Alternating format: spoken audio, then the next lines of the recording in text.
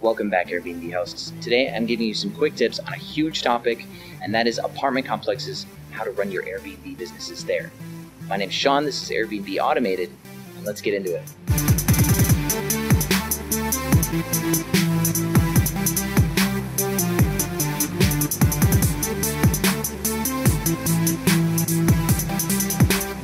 So welcome back, Airbnb family. I'm in Dallas. I'm setting up 8 apartments at the same time in this one building over 45 days. Yeah, I believe over 45 days, we're going to be setting up between 25 and 28 new properties. These are all leases at apartment complexes. This is what I do, and you all want to know how I do it. So I want to quickly address a few things that'll help you get started, and more importantly, keep you from ruining potential relationships. So if you've seen a previous video, we talked about how to talk landlords into letting you Airbnb at their properties, which is a different animal altogether. You make a formal presentation over lunch or coffee. You get that person, the owner of the property, in front of you to have a sit down and you do your negotiations with them. Well, with an apartment complex, it's a completely different structure, and let me tell you about it. So there are investors that own a big building, and then they hire a property management company to represent their best interests. That property management company, it's their job to keep the place full and safe and not screwed up, right? So the property management company has a legal team, operations, a regional director. They've got leasing agents, which is basically sales staff, and a property manager to run the property.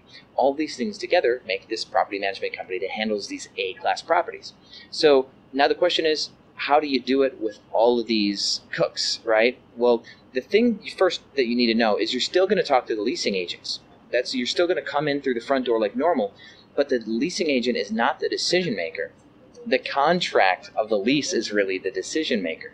See, in buildings like this where the owners are seasoned professionals who've owned properties for years and they hire these property management companies, the key difference is everything is written in this big, long, 50-page lease. And the property management companies live and die by those leases, and they are pretty much the final word representing the owners.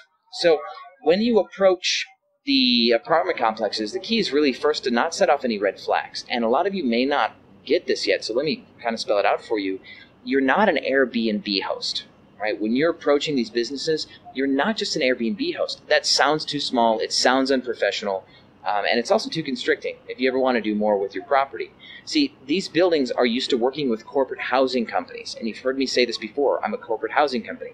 When you say this to a leasing agent or property manager, they start to get an understanding of how the business model works and how your relationship with the building will be.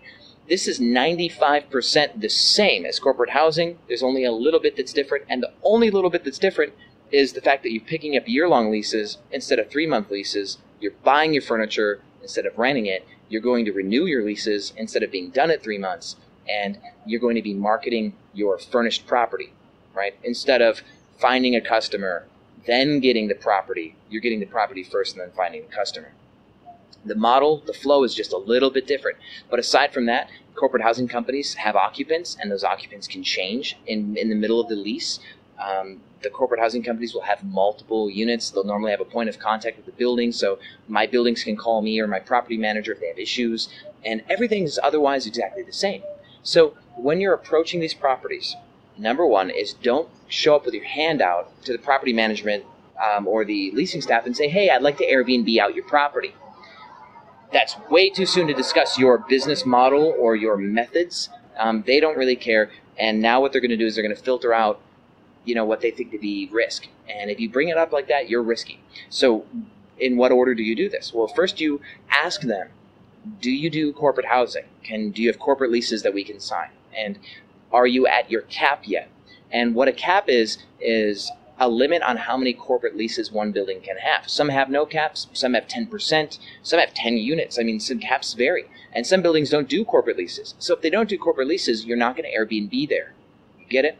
So find out if they do corporate leases, make sure they're not at their cap, let them know you'd like to pick up a few properties for a year and that you'd like to apply.